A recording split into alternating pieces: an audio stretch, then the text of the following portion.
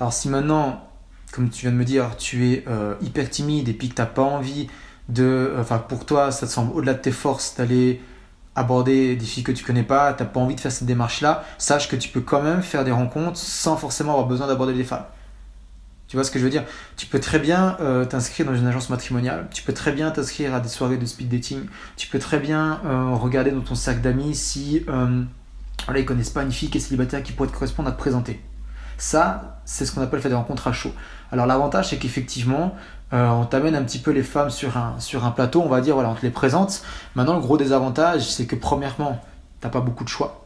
C'est quand même, voilà, c'est assez limité. Et deuxièmement, c'est que tu vas pas, comme c'est limité, si tu peux rencontrer qu'une femme vraiment qui te plaît on va dire, tous les X mois, tous les 4, 5 ou 6 mois, à chaque fois que tu vas être amené à rencontrer une nouvelle femme qui pourrait potentiellement te plaire, tu vas te foutre une pression énorme. Tu vas te dire, ok, c'est vraiment, voilà, là, j'ai pas le choix, quoi. C'est vraiment, je rencontre des femmes que très rarement dans ma vie, puisque tu fais que des rencontres à chaud. Tu as très peu l'occasion de rencontrer des femmes dans ta vie. Et la femme qu'on va me présenter, il faut vraiment que j'assure, il faut vraiment que je sois au top, il faut vraiment que j'y aille, quoi, que j'envoie du lourd. Et en fait, si tu te mets la pression comme ça, tu te tires une balle dans le pied, en fait. Tu te tires une balle dans le pied parce que la nana, quand elle va être en face de toi, elle va le ressentir. Elle va le ressentir et elle va voir que pour toi, t'es pas dans une situation, on va dire, d'abondance. T'es pas un mec qui est détaché du résultat, qui s'en fout parce qu'il sait comment provoquer des rencontres comme ça et parce qu'il sait comment réussir des rencontres dans la vie de tous les jours. Donc voilà les désavantages. Après moi ce que je te recommande c'est vraiment de donc, faire des rencontres à chaud mais de faire des rencontres aussi à froid parce que le gros désavantage aussi des rencontres qu'à chaud comme ça c'est que imaginons que tu rencontres une femme qui te plaît, on te la présente, comment tu gères le rendez-vous?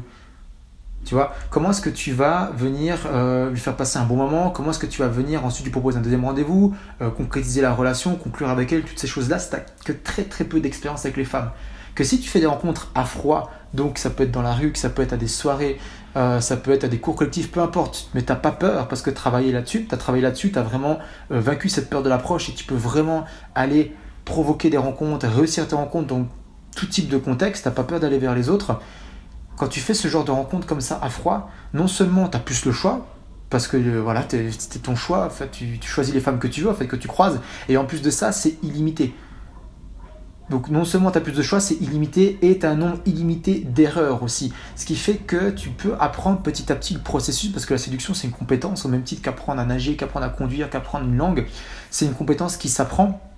Et donc du coup tu peux progresser, tu peux apprendre de tes erreurs et tu peux ensuite, voilà, tu as le droit à un nombre d'essais infini. Tu peux foirer autant de rendez-vous que tu veux avant de commencer à prendre des cours, avant de commencer à te rendre compte de comment on fait un beau rendez-vous et de pratiquer ça. Donc l'avantage de faire des rencontres à froid, c'est qu'en plus de ça, tu deviens bon sans forcément avoir envie de devenir un donjon, hein, attention. Mais tu deviens bon, tu t'améliores un petit peu en flirt, en séduction.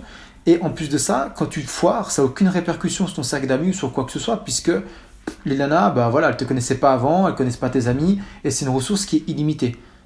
Donc moi, vraiment, mon conseil, ça serait que oui, continue de faire des rencontres à chaud, mais si tu n'arrives pas tout seul, prends un coach, mets-toi dans des situations où tu n'as pas le choix. Enfin, il y a vraiment plusieurs moyens de vaincre cette timidité-là. Moi, c'est quelque chose que je travaille en profondeur vraiment quand je fais du coaching individuel, mais vraiment, fais le choix de savoir comment faire des rencontres à froid.